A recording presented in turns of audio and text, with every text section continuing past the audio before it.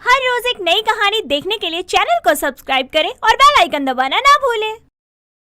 अंजू के साथ सरिता को डीजे के गानों का बहुत शौक था।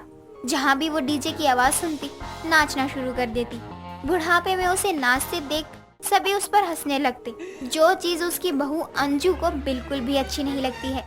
एक दिन उसकी पड़ोसन कमला की बेटी की सगाई होती है और डीजे की आवाज सुनते ही सरिता बिना बुलाए ही वहाँ पहुँच जाती है और सभी मेहमानों के बीच में नाचना शुरू कर देती है। अचानक से डीजे बंद हो जाता है। तभी वो डीजे वाले को बोलती है, अरे वो डीजे वाले भैया, आपने डीजे क्यों बंद कर दिया? मैं तो यहाँ नाचने आई थी। हाँ तो मैंने बुलाया था आपको डांस करने के लिए, जो आप आ गई। अजीब पागल आदमी है। डीजे पर डांस करने के लिए किसी को बुलाने की जरूरत थोड़ी ना पड़ती है, लोग खुद ही आ जाते हैं डीजे की आवाज सुनकर। तू डीजे बजा, मुझे नाचना है। अरे अम्मा, अभी दोपहर का समय है, सब सो रहे होंगे अपने घर में, आराम कर रहे होंगे, थक गए होंगे सब। और अभी डीजे बजाऊंगा ना तो सब आके मुझे मारेंगे। जब अभी बजा रहा था तब तो सोसाइटी वाले तुझे नहीं मार रहे थे। अब मैंने बोल दिया बजाने के लिए तो तुझे सोसाइटी वाले मारने लगे।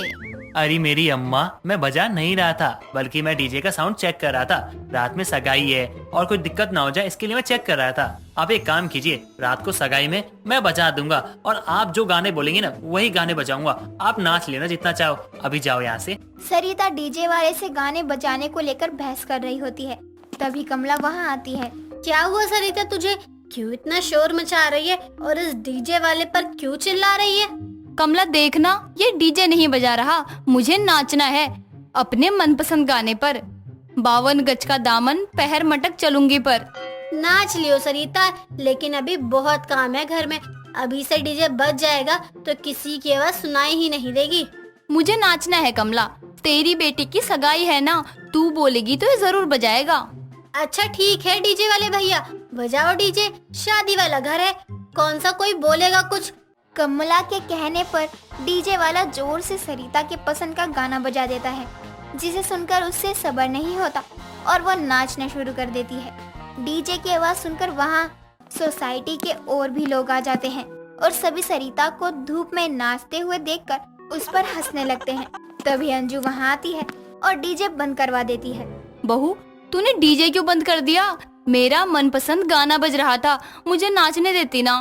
माँ जी, नाचने से पहले थोड़ा अपनी उम्र भी देख लिया करो। अभी आपको मैं सब्जी लाने को बोल दूं तो आपके घुटने जवाब देने लगते हैं, और अब यहाँ नाचने के लिए आपके घुटने बिल्कुल ठीक हो गए। वाह, क्या बात है माँ जी। बहू, तू मुझे ताना मार रही है। तू नहीं चाहती कि मैं ठीक रहूं? मैं चाहती हूँ कि आप ठीक रहें, इसलिए आपको रोक रही हूँ। इस उम्र में इतना उछल कूद मत किया करो आप, इतनी तेज धूप है, कहीं आपको चक्कर आ गए तो। अरे बहू, नाचने दे, तेरी सास अभी बहुत जवान है, तभी तो लड़कियों की तरह उछल उछल कर डांस कर रही है। मजा आ गया इसका डांस देखकर, सगाई की थकान उतर गई। वो तो उतरेगी ही, मेरी सास ने आप लोगों का एंटरटेनमेंट जो कर दिया, मुझे पता है। आप लोग इनका मजाक बनाने के लिए ही इनको डांस करवाती हो और ये नाचने भी लगती हैं। अंजू अपनी सास को लेकर वहाँ से चली जाती है। सरिता का मुंह बन जाता है और वो घर पहुंचकर अपनी बहू को सुनाकर अपने कमरे में चली जाती है। दिन बीतते हैं और अंजू की भाभी का लड़का होता है, तो वो सालों बाद लड़का पाकर इसके मायके में बहुत बड़ी पार्टी होती है। सभी डीजे पर नाच रहे होते हैं। तभी सरिता भी वहाँ पहुँच जाती है और वो जैसे ही नाचने चलती है, उसका बेटा अजय उसे रोक देता है। माँ नहीं या नहीं, ये मेरा ससुराल है और हम लड़के वाले हैं। अरे सब लोग क्या सोचेंगे? प्लीज माँ, आज अपने अरमानों पर थोड़ा सा कंट्रोल कर लेना। यहाँ मेरी इज्जत का फलूदा मत कर देना प्लीज। हाँ माँ जी, यहाँ अच्छा नहीं लगता है, प्लीज आज हमारी बात मान लेना। अच्छा ठीक है, नहीं नाच रही मैं। अब कुछ खाने देगी या वो भी नहीं खाने देगी? हाँ माँ जी, बिल्कुल चलिए ना, इतनी अच्छी अच्छी चीजें हैं, चलो खाते हैं। सरिता अपने बेटे और बहू के साथ पार्टी में जाकर खाने पीने लगती है, लेकिन थोड़ी देर बाद जैसे ही उसके पसंद का गाना बजता है, उसके पैर नहीं रुकते और वो भागकर डीजे पर पहुंच जाती है। उसे नाचते देखकर सभी वहां से हट जाते हैं। वो अकेले ही डांस करने लगती है, जिस पर अंजू और अजय अपना सर पकड़ लेते हैं। क्या करूँ मैं अपनी माँ का? पता नहीं इनको इस उम्र में डांस करने का कौन सा शौक लग रहा है। अजय जी, मुझे माँ जी के डांस करने में परेशानी नहीं है, लेकिन उनको बुढ़ापे में ऐसे डांस करते देखकर सभी उनका मजाक बनाते हैं, इसीलिए मुझे अच्छा नहीं लगता है। अरे हमने हर तरह से मना कर देख लिया, जब वो किसी की सुन ही नहीं रही तो हम क्या कर सकते हैं। जाने दो, उनको खुश रहने दो, हर टाइम टोकना भी सही नहीं है। सही कह रहे हैं आप। थोड़ी देर बाद अंजू अपने पति और सास के साथ अपने घर वापस आ जाती है। एक दिन वो रसोई में काम कर रही होती है और अजय कमरे में ऑफिस के लिए तैयार हो रहा होता है और सरिता बाथरूम में नहाने जा रही होती है। तभी उनके घर के आगे से डीजे जा रहा होता है और उसके गाने की आवाज सुनकर सरिता बाथरूम में ही नाचने लग जाती है और गिर जाती है, जिस पर वो जोर से चिल्लाती है, जिसकी आवाज सुनकर अंजू और अजय अपना काम छोड़कर उसके पास जाते हैं। क्या हुआ माँ, आप कैसे गिर गईं? ये भी कोई पूछने वाली बात है? आपको डीजे की आवाज सुनाई नहीं दे रही है? पक्का माँ जी नाचने चली गई होंगी तभी गिरी है। सच बोल रही हूँ ना माँ जी मैं? हाँ नहीं, हाँ वो मुझे पता ही था, वरना आपके बाथरूम में मैं पानी छोड़ती ही नहीं हूँ कि आप गिर जाएं। मुझे बहुत दर्द हो रहा है, जल्दी से मुझे ले चलो डॉक्टर के पास। मेरी सांस बहुत फूल रही है, लगता है कि मेरे सीने में भी चोट लग गई है। मैं मुंह के बल गिर गई थी, इसीलिए अब मैं मरने वाली हूँ लगता है। सरिता की बात सुनकर सभी डर जाते हैं और उसे जल्दी से हॉस्पिटल लेकर जाते हैं और उसका इलाज करवाते हैं। वो कमरे में आराम कर रही होती है, तभी अपनी बगल की औरत को फोन पर बात करते हुए सुनती है। बहन, आजकल की बहुओं का कोई भरोसा नहीं है।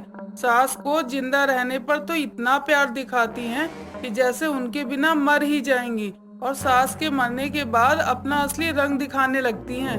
पीठ पीछे उनकी बुराई करती हैं। अच्छा वो मर गई।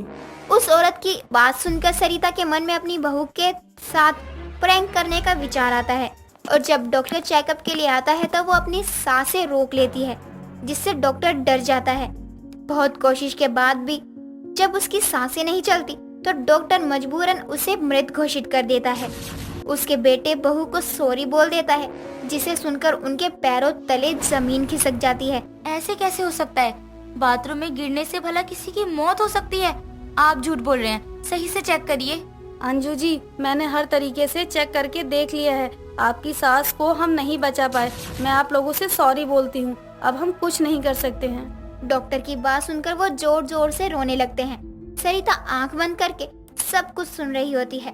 थोड़ी देर बाद सभी उसकी बॉडी को घर ले जाते हैं और उसकी अंतिम यात्रा की सारी तैयारी करके उसकी अर्थी को लेकर निकलने ही वाले होते हैं। तभी अजय को डीजे की आवाज सुनाई देती है और उनके साथ अंजू को देखकर वो आग बबूला हो जाता है। यहाँ मेरी माँ मर गई है और तुम हो कि डीजे बजा रही हो? अरे शर्म है तुम्हें या नहीं? मुझे शर्म है, लेकिन मैं अपनी सास की आखिरी इच्छा पूरी करना चाहती हूँ। उन्हें डीजे पे नाचने का बहुत शौक था, इसलिए उनकी आखिरी विदाई भी डीजे के साथ ही होगी, ताकि उनकी आत्मा को शांति मिले। बहुत सही कह रही है तू। तेरी सास की डीजे वाली अंतिम यात्रा तो बनती ही है। इससे सच में उसकी आत्मा को शांति मिलेगी। एक काम कर, उसकी पसंद का गाना भी बजवा दे। हाँ आंटी जी, जरूर बजवाऊंगी। मेरी सास को जो भी पसंद है वो सारे काम करूंगी मैं। माँ जी, आप मुझे छोड़कर क्यों चली गई? सब कुछ ऐसे अचानक हो गया कि कुछ कहने और सुनने को मिला ही नहीं। अंजू डीजे पर अपनी सास की पसंद का गाना बजाकर उनकी अर्थी को अंतिम यात्रा के लिए विदा कर देती है। सभी अर्थी को उठाकर थोड़ा ही आगे बढ़ते हैं कि अपनी पसंद का गाना सुनकर सरिता अर्थी पर उठकर ही नाचना शुरू कर देती है। सभी भूत भूत बोलकर डर जाते हैं और उसकी अर्थी को जमीन पर रखकर वहां से भाग जाते हैं और सरिता का किया हुआ प्रैंक उसी पर भारी पड़ जाता है और वो सबके सामने आ जाता है। दोस्तों, अगर आपको ये कहानी पसंद आई तो इसे लाइक करें, शेयर करें और कमेंट करके बताएं कि कहानी में आपको सबसे अच्छा क्या लगा।